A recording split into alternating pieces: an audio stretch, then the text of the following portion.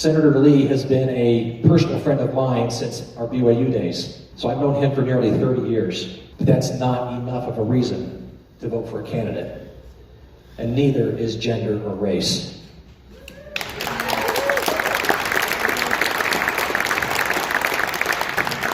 There's a lot more criteria that are important, and we're seriously vetting candidates. But Mike has a template.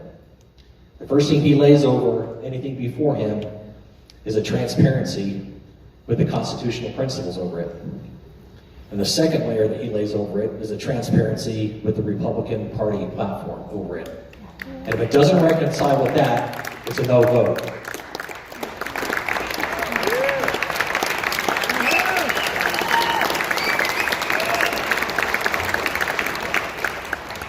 My precinct knows that I'm voting for Mike Lee. Because that was my first line when I did my 60-second whatever at the precinct meeting. It's because he's the best candidate in the race. Okay? Emma, you rock. So do each of you. Thank you for being here. On a perfectly good Monday evening, you had all sorts of options at your disposal. The fact that you chose to come and spend a couple of hours with us is something that I'm very grateful for. Not just grateful for, but something that gives me hope. This is what it means to live in a constitutional republic with a participatory system. Thank you. I want to thank my wife, Sharon, who's here with me. She's my high school sweetheart, the mother of my 3 children, my best friend. Say hi, Sharon. Now, in the odd chance that I say anything profound or noteworthy tonight, there's a good chance that Sharon thought of it at some point or another and put it in my head. I also want to thank my mom and my stepfather, Janet Chamberlain and Wayne Chamberlain, are here. Wave to them, everybody. Wave to them. My mom taught me how to be a good person. She taught me to love the Constitution and to love this country. Above all, she taught me to tell the truth, even when it's hard, especially when it's hard. Thank you, Mom.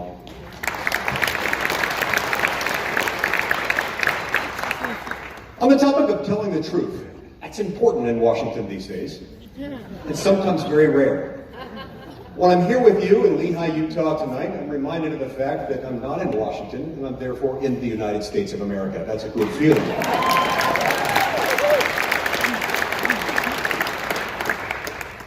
Truth is spoken here. Love and freedom are known here. It's part of who we are. It's what we do because we're Utah.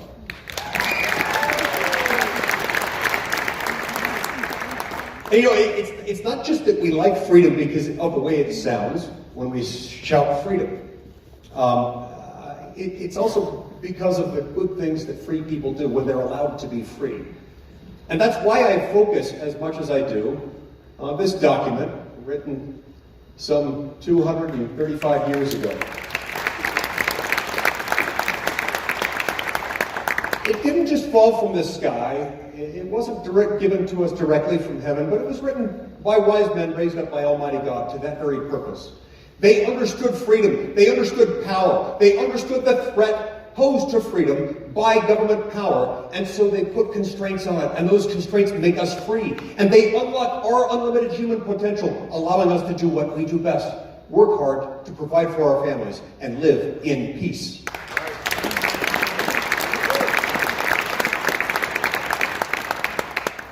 Bad things happen when we ignore it, just as good things happen when we follow it. You see, in the 235 years or so since it was drafted and later ratified, it has helped foster the development of the greatest civilization the world has ever known, to the degree that we followed it. And to the degree that we haven't, it's caused problems. For the most part, we still live under the blessings of it. For the most part, it's still intact, but it's fraying. It's fraying badly because over the last 85 years, and I actually pinpointed to almost exactly 85 years. I pinpointed to a particular date. This is just me. I pinpoint the change away from the Constitution, the drift that we've been following regrettably ever since then, to April 12th, 1937. Now, it's probably not a date that a lot of you think about on a regular basis, and most of you are probably wondering what happened on that date.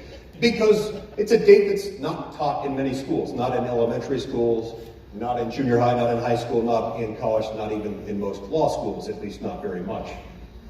That date is the day the Supreme Court fundamentally changed the Constitution. You see, the Constitution set in place a limited purpose national government. It would be in charge of just a few basic things. Trademarks, copyrights and patents, weights and measures, immigration and nationality laws, bankruptcy laws, courting money and regulating the value thereof, declaring war, issuing letters of marque and reprisal. You know, that's what allows you to be a pirate on the high seas in the name of the United States without our impunity. Totally cool. And of course, the power to regulate trade or commerce between the states with foreign nations and with the Indian tribes. It's that latter power, the Commerce Clause, as we call it. I routinely taught our children that the Commerce Clause is very different than Santa Claus, different things. That clause was there to give Congress the power to make sure that the states couldn't engage in economic retaliation against each other. That the goods of Maryland and Virginia couldn't be taxed at a higher rate in one state versus the other, because that would pull us apart as a country. That sort of thing was pulling us apart as a country after the Revolution, when we were operating under the Articles of Confederation. So the Founding Fathers said we need a central authority to make regular, make uniform the trade between the states. So they put that in there. Well, for the first 150 years or so of the Republic, it had a well-worn understanding. We understood what that meant. And what that meant was that Congress could regulate, through the federal government, it could regulate interstate commercial transactions. If you're living in Maryland and buying something, a product made in Virginia, Congress would determine the law that would govern that trade. And Congress could also regulate channels or instrumentalities of interstate commerce, interstate airways, roads, waterways, and so forth. They followed that, but on April 12, 1937, the Supreme Court decided a case called National Labor Relations Board versus Jones and Laughlin Steel Company. And on that date, they changed the Constitution. They amended the Constitution. They adopted an amendment so significant that if it were an actual amendment, well, number one, it would never have passed. But if it had, it would have been among the most significant amendments ever to the Constitution.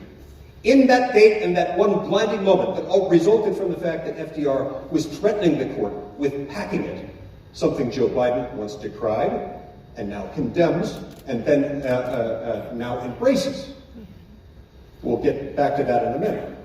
But under that threat, one Supreme Court justice, Justice Owen Roberts, flipped his vote, and he changed the meaning of the Constitution and with it the course of U.S. history. Ever since then, Congress could regulate through the Commerce Clause any and every activity that, when measured in the aggregate, when replicated across every state, could be said to have a substantial effect on interstate commerce. Now, you may be wondering, what the heck does that mean? With good reason. It's legal gobbledygook that means one very simple thing. Congress can regulate anything. Congress can regulate anything from the grams of riboflavin listed on the box of your Cheerios to the number of gallons your toilet flushes. They can regulate it if they can dream it and if they can write it right and not mess up the drafting. Now that hasn't been good because the whole system was set up to give us maximum power and maximum freedom, understanding that one state's government would be different than another. We didn't all want to have the same standards governing our day-to-day existence. That fundamentally changed and eroded the twin structural protections of the Constitution, which are themselves as important as any other feature of the Constitution, as any or all of the Bill of Rights, because it's what protects the Bill of Rights, it's what makes sure that the Bill of Rights can be enforced. The Constitution is there, and these twin structural protections of federalism and separation of powers are there to protect us from the dangerous accumulation of power in the hands of the few. The Supreme Court slammed that door shut on that date in 1937. And all of a sudden gave Congress the power, and Congress arrogated itself this power that covers all sorts of things it was never intended to cover. You wonder where they even thought it was a federal issue to tell you that you had to get the vaccine or lose your job. It was never federal to begin with. It was because of that ruling.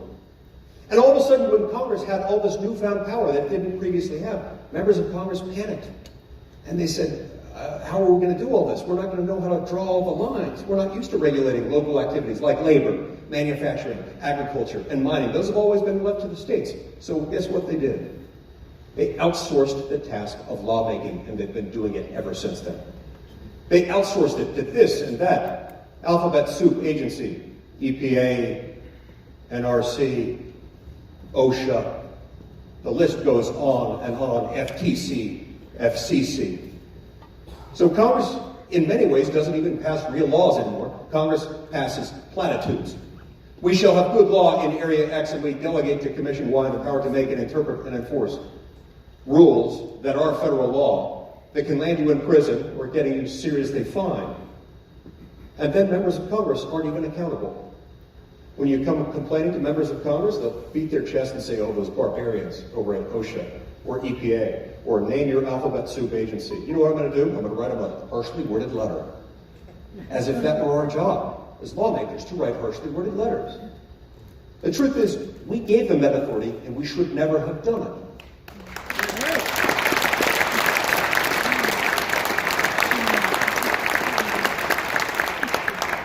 So why am I giving this weird history lesson now? Talking about the vertical protection of federalism, the horizontal protection of separation of powers. What does that have to do with my campaign for the United States Senate? It has everything to do with it. I get criticized a lot. Some of you may have noticed, don't tell anyone, but we don't have any conservative media in this state. I get criticized for voting no a lot. And I vote no a lot.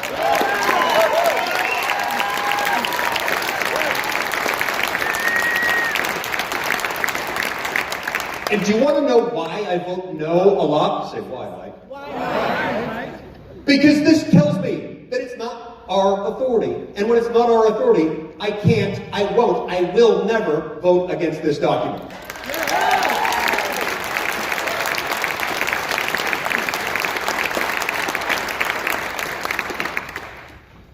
In the few minutes I have left, I want to explain why all of this matters.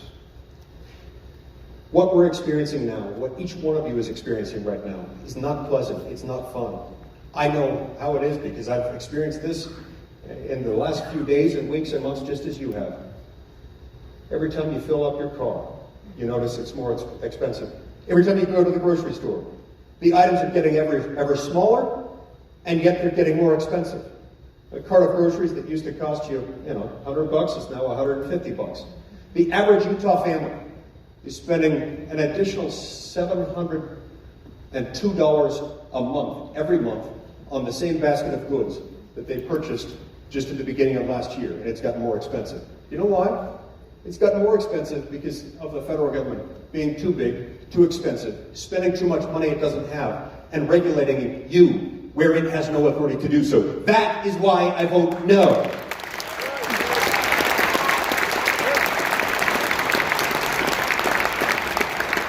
When the President of the United States tells you that if you don't bow to presidential medical orthodoxy, he's going to get you fired and render you unemployable, I vote no.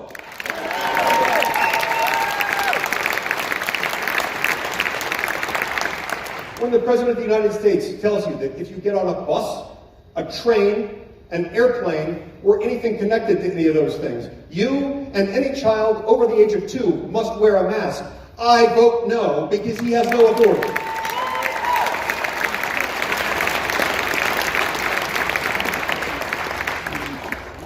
When the President of the United States deliberately takes away our ability to produce energy right here in the United States of America, and then goes hand in hand to OPEC, to Saudi Arabia, to Russia, to Venezuela, I vote no, because that's wrong.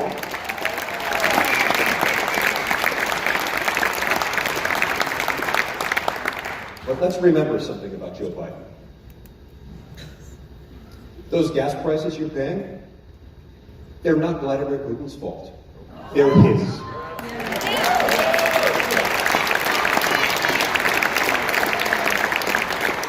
Those prices you're paying, they're not a bug for Joe Biden, they are a feature.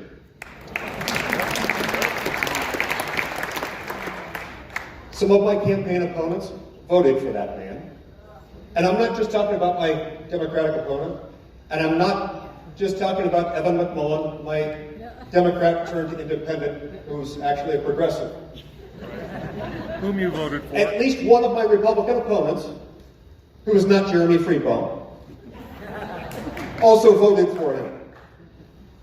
Look, we have to remember that these things aren't an accident for Joe Biden. This is exactly what happens when the federal government spends money that it doesn't have. This is exactly what the federal government does to you when the federal government exercises authority that doesn't belong to the federal government. It belongs to you. So when I vote no, I'm voting for you. I trust you. I trust the American people. I trust Utahns, not Joe Biden, and not some unelected federal bureaucrat. I want to continue fighting that fight. Thank you very much.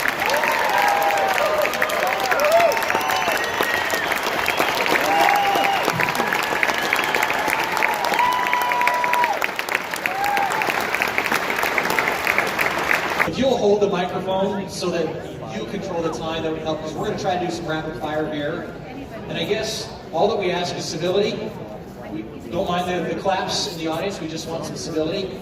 If you don't feel like your question was quite answered, you can go ahead and give another question, but it's going to be a rapid fire. Let's see if the Senator will help us understand some more of his policies. All right, so we're going to start over here, I guess. Go ahead and introduce yourself and the question or statement. Yeah, my name is John Sint, Mike. It's been a few years since I talked to you. I'm not only here on behalf of being a state delegate, but I also serve at the Utah Peace Officers Association. I don't really have a question for you because I know how you feel on the subject. So all I want to tell you is to keep helping us, the law enforcement agencies in the state of Utah, to continue loving the people we serve, but also make it so that our guys come home alive because they have families they have to take care of. So again, I just want to thank you and our other representatives and all the people that are out here for supporting us in what we do. And we will continue to do everything we can do. I spent 6 years in the Marine Corps. I got out during Vietnam. I spent 53 years and 9 months as an officer here in the state of Utah. And we want to continue to carry on that tradition and help our people. Thank you for what you do. Thank you, sir. It's important. Law enforcement and military, those are the two things that only government can do. We got to take good care of them because they take good care of us.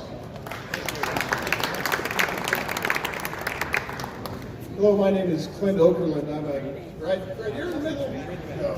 Here you are. So I'm a 7-year delegate and big fan of liberty. And I also am a scientist and a business person. I don't know if you know this, but Utah is a hotbed for the stem cell laboratory industry. We do some amazing work here. And about 6 months ago, the FDA called the two companies that are the largest in the state that employ a lot of people.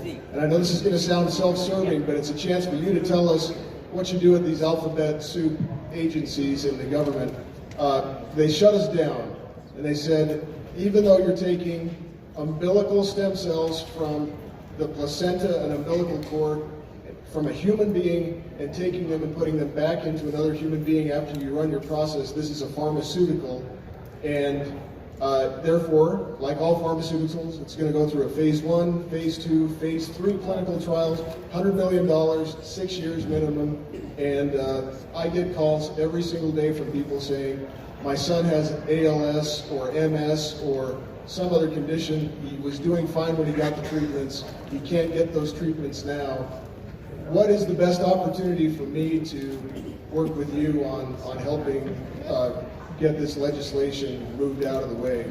Okay, I'd love to learn more about this topic. I do think it's significant, it's ironic, and it's appalling. Some of the same people in government telling you that an unformed baby is not a human, are not letting you do what you do to protect human life. So I'd love to learn more about the specific issue you've got. And I've got... what's the best way to get in touch with you about that? Okay, go to my desk, go to my booth over there, and a member of my team can connect you with a member of my legislative staff, and we'll connect. Thank you. Annie, do you have a question? Hi, couple things. The quickest one is home prices have risen substantially. There's only a $500,000 tax exemption, and that was, I think, enacted like 20 years ago. There's been no cost of living increase or anything. Someone needs to look at that. If you've lived in your home 34 years, there's a huge tax bill if you try and sell your home and move somewhere else. So that's the quick one. The harder one is, we the people, Jefferson warned us because he was against the Supreme Court being the final arbiter of the law. He says, if you allow the Supreme Court to do this, bit by bit through their decisions and precedents, they will alter the Constitution. And we the people and our representatives did not vote to take prayer out of the schools. We did not vote for abortion. We did not vote for gay marriage. We did not vote for a whole lot of things that have transformed our nation. What can we do to overturn some of these decisions of the Supreme Court that were never voted on by our legislative bodies? Excellent. I'm really glad you raised this question. It's essential to everything we do. It's at the center of why I ran for the United States Senate to begin with. Because I've come to believe that the American people have been lied to for a long time by people who would have them believe, have you believe, have all of us accept the idea that the only people who are capable of handling this document are the 9 people wearing robes sitting on the Supreme Court. And it's just not true. Now, they have a role. Their role is to decide cases and controversies properly before them within their jurisdiction to decide. But that's very different from the question of constitutionality. When they make a bad ruling saying that we can't do something that we in fact can, we can alter their jurisdiction. When they conclude that we can do something that we in fact shouldn't, we can decline to do that. But we have to have elected officials, especially in the halls of Congress, in the Senate, in the House, and in the White House, who are willing to say no to things that are unconstitutional, even if they're unconstitutional in a way the Supreme Court's not willing to countenance. Senator Lee. Hi, Senator. My name is Hawk Bloom out of Provo, Utah. I'm one of your supporters, but I'm not going to ask you an easy question because I think this question needs to be asked and there may be others who want to know the answer also. First of all, do you believe that the Affordable Health Care Act was constitutional? No. Okay, thank you. Okay. And I know you're a supporter of President Trump, but why did you were against when he tried to repeal the Affordable Care Act? Why were you one of 2 senators who were going to be one of the no votes? You eventually supported it, but initially you were against it. Can I ask? I would like to understand why. Yeah, when they made the first run through, they were trying to present as an Obamacare repeal something that had been written with a lot of input from Wall Street and from big hospital chains and big insurers that wasn't an Obamacare repeal. I pushed back hard. I had more phone conversations with President Trump about that than probably any other single issue. There were days when he would call me and he'd say, Mike, we really need your vote. And I'd say, fine, you can get my vote as long as you change this provision. I wanted to say A, not B. It says B, not A. And he says, well, I wanted to say B, not A. And I said, well, I'll put it this way. That's fine, but if you want me to vote for it, it needs to say A, not B. And he said, Mike, you're the master of the art of the deal.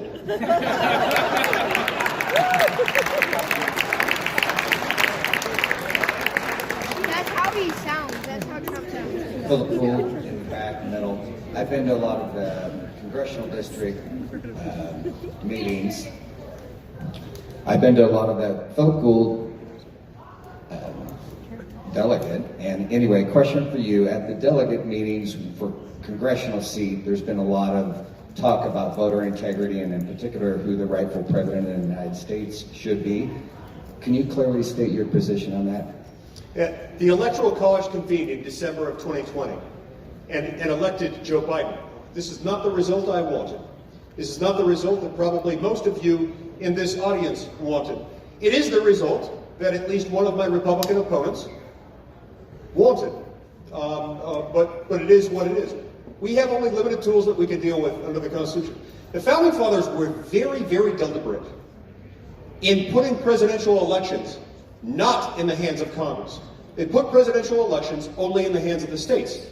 In fact, if you read it, read Article 2, Section 1, Clause 2, and read the 12th Amendment. If you read those two things, it'll become apparent to you something frightening, something we've never even thought much about, which is there is no federal constitutional right of an individual to vote in a presidential election. We have them because every state chooses to have them. But the Constitution itself just tells the states that they will allocate their electoral votes according to the formula and the procedures the legislature shall establish. Now look, a bunch of states ran really sloppy elections in 2020.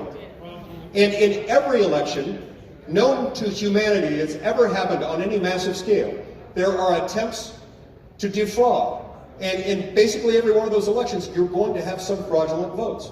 After the fact, it's almost impossible to discern which one went which way. But that's exactly why we have an electoral college. That's why we have a constitution. That's why I follow them. Thank you. That mic, please. As Andrew Breitbart once said, politics is downstream from culture. Would you be willing to start a podcast specifically going through the Constitution, the Federalist Papers, and other such founding documents, and explaining them so that a simpleton like myself can understand? Sure, why not? I've kind of started one already. It's not a podcast, but it's an online video production.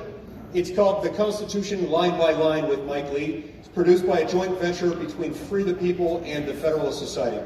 If you just Google Constitution Line by Line with Mike Lee, you'll see my happy face, and I walk through the Constitution one line at a time and explain it in layman's terms, and I hope you'll enjoy it. We've done all of Article 1 so far. We're hoping that we'll get our nonprofit funding renewed and we can produce the rest of it.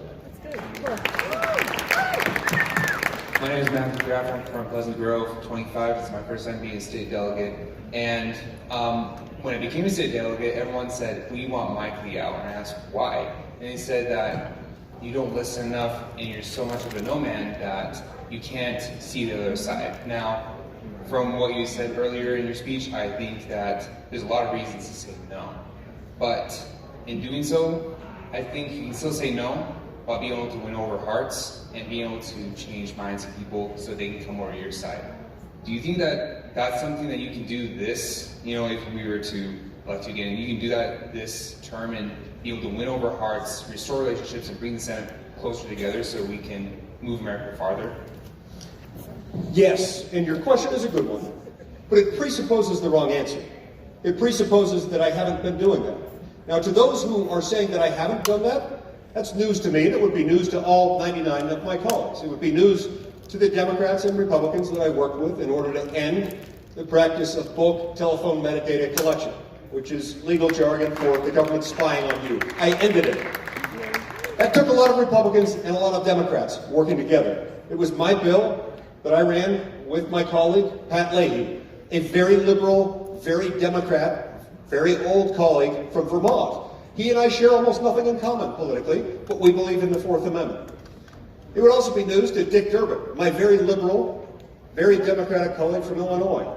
He and I started working on a criminal justice reform project in 2011. It was just the two of us.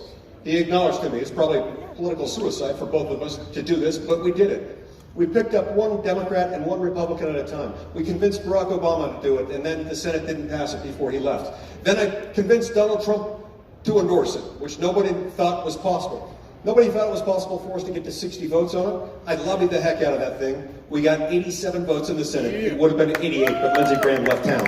Yeah. So, look, this is something I do every day. Your question presupposes that I don't do that. It also presupposes that getting to yes is unusual in the Senate. It's not. More than 90% of all legislation that passes in the Senate passes unanimously. Of the remaining 10%, most of that, nearly all of it in fact, passes with bipartisan support. Most of that, nearly all of it, is really bad. So bipartisanship, it's not rare and it's not always good.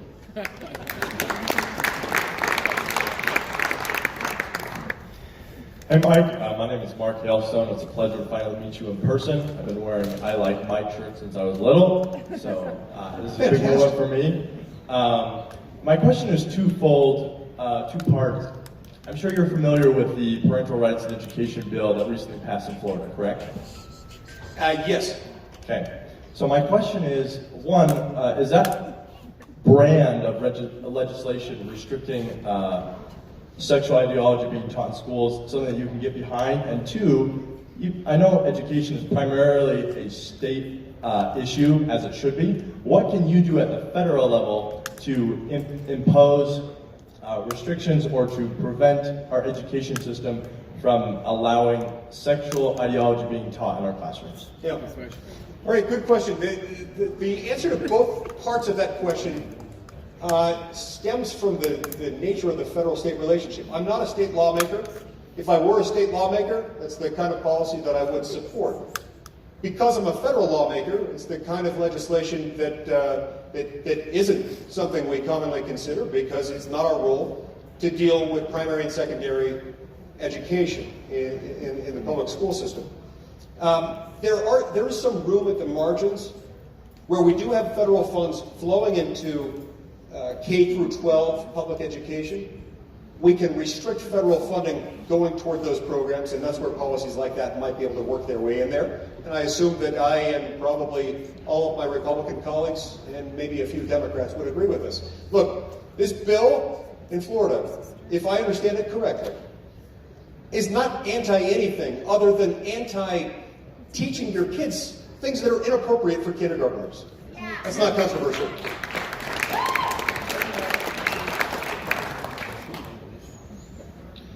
Senator Lee, foreign policy question. So, what are we going to do about the meddling of China in Latin America? They have missile silos in Patagonia. We have President Fernandez out of Argentina pledging loyalty to the Chinese, as well as other Latin American countries who are also looking towards the Chinese instead of us. What are we doing to reinforce our influence in our own hemisphere? We're doing not enough to project our own influence because we're choosing to take a path of weakness. We're showing that we are allowing them to get away with all sorts of things they shouldn't get away with because we have a trade relationship with them and an other relationship with them that the current president of the United States seems to have with China that isn't healthy. I think the answer to a lot of this really relates to our trade relationships and the need for bilateral trade agreements and aggressively negotiated bilateral trade agreements with India, with Indonesia, with the Philippines, with other countries in Asia and the Pacific Rim, so that we're less dependent on China. Look, if they make stuff we want to buy, we can buy some of that stuff. We don't want them being the only store where we shop in Asia, because they're really bad people and they're abusing their slave labor. They're abusing the Uyghurs, who are in prison because of their religious beliefs and their ethnic minority status. That's evil.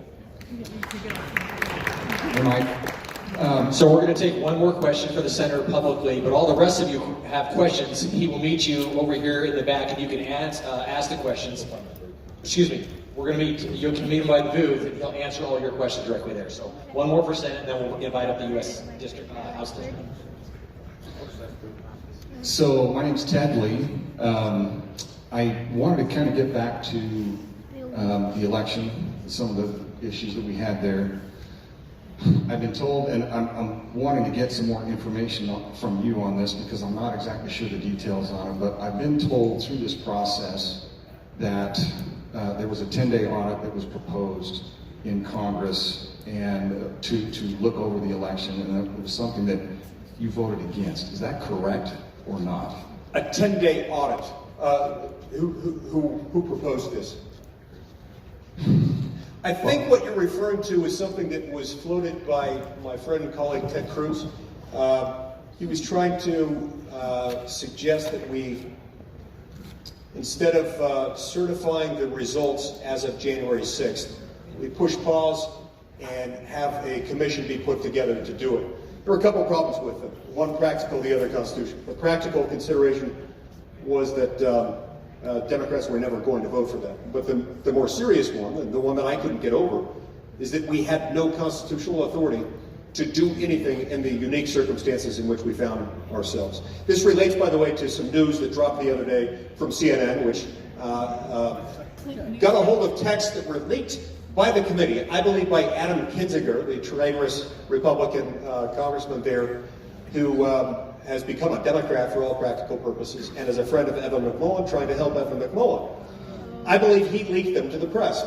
Now, these text messages that I sent to Mark Meadows between November and January, and what those reflect, even though CNN, the Salt Lake Tribune, and others have tried to chastise me for it, reflect the careful consideration that I made to all the arguments.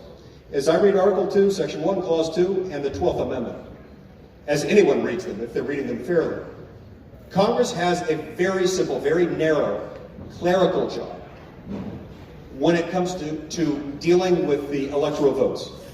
We have only one role, it's to open and count. Now, there can be another role that opens up if there's uncertainty. If one state has submitted, as happened in the presidential race of 1960 in Hawaii, Kennedy and Nixon each received a slate of electoral votes, each purporting to be the legitimate, authentic slate. In the morning, the day after the election in 1960, Hawaii's government designated Nixon as the winner. And so the Nixon electors got together and they cast their electoral votes and mailed them off. By that afternoon, they finished counting the votes, and to their surprise, it switched the outcome of the election. And Kennedy won. And so the Kennedy electors were then convened, they cast their votes, sent to Washington. When Congress opened those, it said, oh, we've got 2 slates of electors from Hawaii, which ones are authentic? They had to identify who was the actual winner, and they did that. A similar thing happened with the Hayes-Tilden election of 1876. There were 4 states where there were rivaling, dueling slates, both of which had colorable claims to authority and authenticity. And Congress had to figure out which one was authentic. So Ted Cruz was trying to use a Hayes-Tilden model. My argument back to him, and I'm right, he's wrong in this circumstance, we agree a lot, was that we don't have any authority to do that. We don't have any authority to do anything but open and count. If there is no competing slate, there's no colorable authority under which dueling slates have been submitted. In other words, every state, when the Electoral College met and cast their votes, they all cast their votes for either Biden or for Trump. So we had no authority. And that's why I voted against that. But these text messages that CNN had played off of have been badly mischaracterized by my opponents. By Evan McMullen, by Becky Edwards, and by Ali Ison. You would have thought that I had committed treason or some vile offense by the way they characterize it. It's unfair. Now, look, there's always something you have to watch out for with politicians. They say that, to understand politics, you've got to understand the root of the words. You've got poly, which means many in Greek, and ticks, which are blood-sucking parasites. That happens. Sometimes you see politicians manipulating voters. And that's sad. You hate to see it. You saw that here with them. I do find it interesting that all 3 of my opponents who have made an issue of this and accused me of horrible things that I never did when I was just doing my constitutional duty, all 3 of them opposed Donald Trump. So perhaps they were mad at me not because I did my constitutional duty, or not because I didn't do it, because I did do it, and they didn't want me to have done that. But even worse than manipulating voters, when they use voters. When they use voters by lying to you, telling you that I did something that I didn't do. All I did that entire time was endeavor every day to figure out who the winner of that election was, and most importantly, to handle that in the light of the authority, the tools given to me under the Constitution. They would criticize me for doing that, perhaps because, in the case of Becky Edwards, she voted for Joe Biden. She encouraged others to vote for Joe Biden. She's praised Joe Biden. She's expressed support for Roe versus Wade, saying on a campaign-issued video that she sees no need to revisit Roe versus Wade. So could it be that that's what she's really angry about? If she wants to argue about the Constitution, I will argue with her about that all day long, and I will win. Thank you very much.